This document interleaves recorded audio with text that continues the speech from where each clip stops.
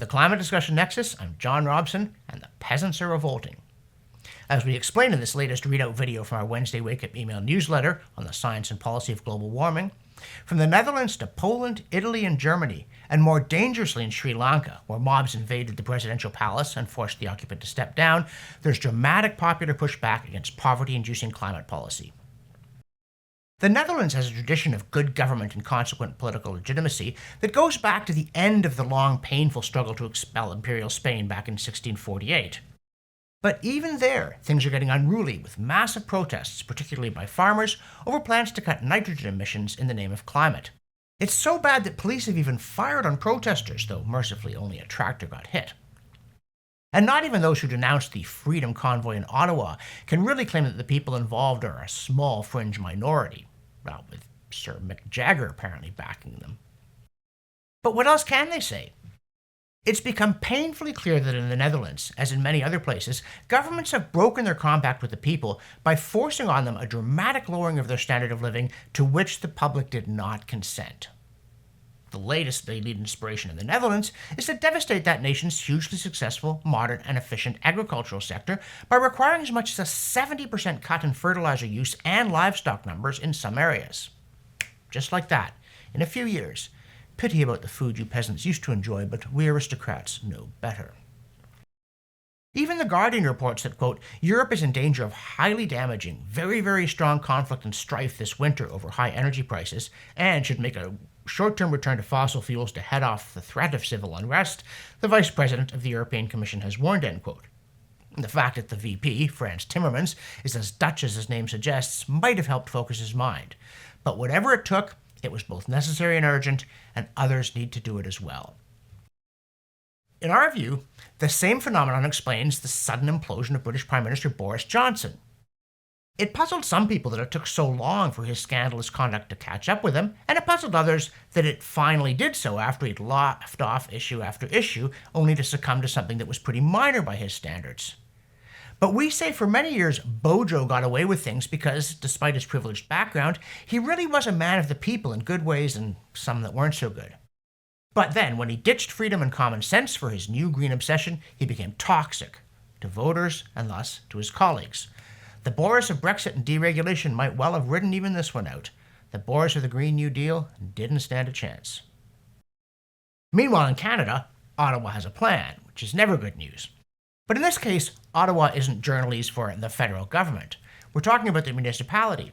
And you should pay attention because if you live in a city, almost regardless of where it is, then somewhere in the bureaucratic equivalent of the underground sewer and wiring system, you'll find the equivalent of Ottawa's climate change master plan. And it almost certainly entails very large expenditures, in Calgary $87 billion, based on very dubious assumptions including, yep, there it is again, our old friend RCP 8.5, the exploded emissions scenario. Now, faced with all this nonsense, including corporations getting climate religion or pretending to, someone recently tweeted that actually the craze for environmental, social, and corporate governance, or ESG, offers a backhanded investment tool. Quote, somebody should start a hedge fund that goes long anything with low ESG and short everything with high ESG, end quote. To which we must respond, A, we're not giving investment advice, B, that fund sounds like a good idea to us, and C, someone already did. It's called a stock market.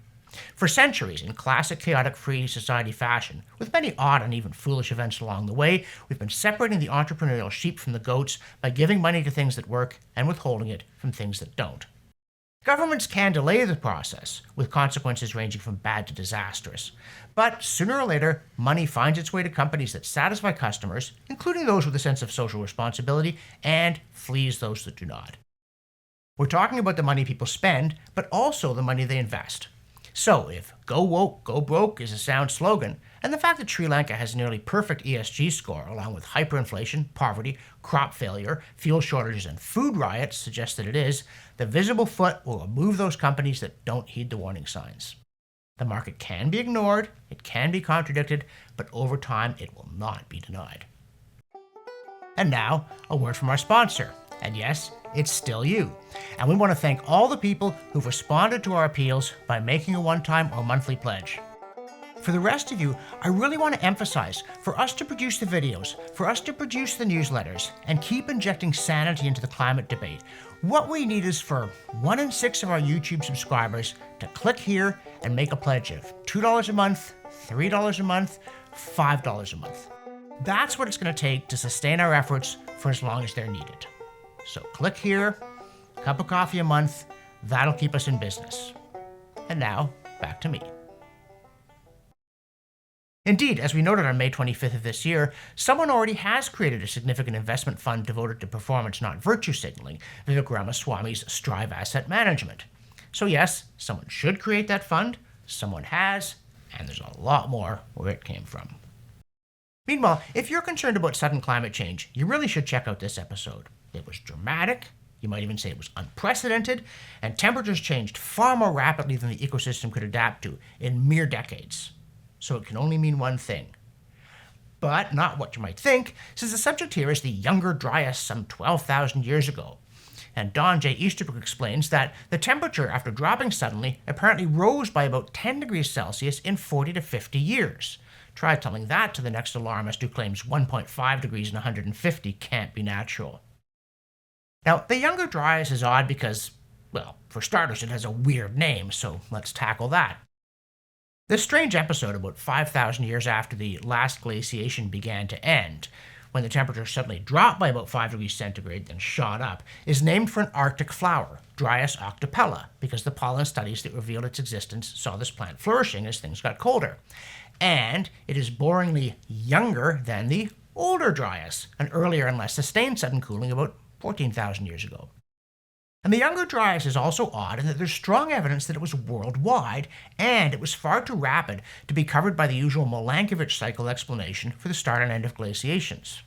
Also, Easterbrook says, the once popular theory that it was caused when accumulated glacial meltwater in primordial Lake Agassiz burst an ice barrier, whooshed down what would become the St. Lawrence into the North Atlantic, and shut down the deep water currents there, bringing back glacial conditions temporarily, is untenable because if it were so, then the cooling would have started in the North Atlantic, then spread with a measurable lag, hundreds of years, especially in the southern hemisphere. Instead, it was globally synchronous, and it's not the only such Dansgaard-Orscher event in this period. Now, if you're waiting for Easterbrook's grand cosmic explanation, he hasn't got one. But he has demolished one that CO2 is the control knob on the global thermostat. Now, speaking of grand cosmic things, if you like them, look away. In the heyday of newspapers, there were stereotypical headlines notorious among journalists for their capacity to repel readers, including Worthwhile Canadian Initiative, though Justin Trudeau's PR people clearly don't know that one. But now online media has a late and masterful entry, Egypt's climate plan lands.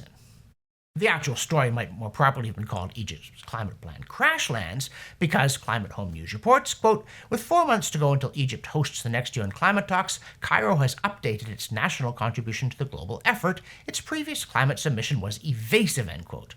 So they think this one's an improvement, but, quote, it still allows emissions to rise, blaming economic woes for hindering ambition, end quote. And here we thought that cutting emissions was meant to be the path to prosperity. Though what we didn't think was that it would matter if Egypt did cut emissions, since its economic difficulties mean it currently barely manages to generate 0.6% of the human global total, nor did we think it would manage to cut emissions because Egypt's government is incompetent even by government standards. So, if you're reduced to waiting for Egypt's climate plan, maybe just fold your tent.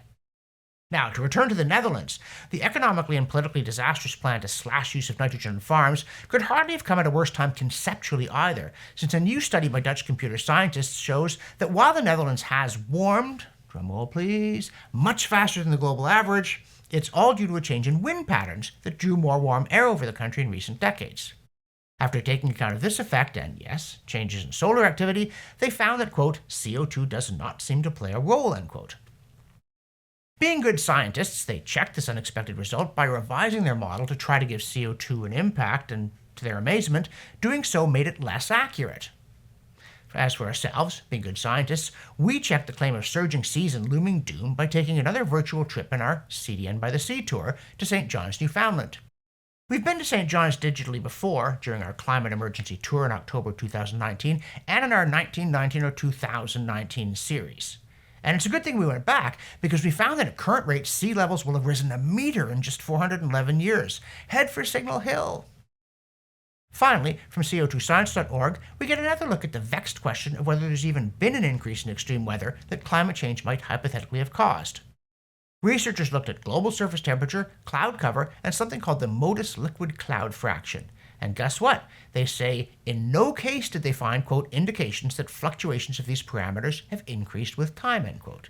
Instead, temperature seems to have become more stable since the 1930s, which they concede, quote, is not at all understood, end quote, and which we say makes it hard to believe that very small increases in temperature could have caused very big increases in heat waves.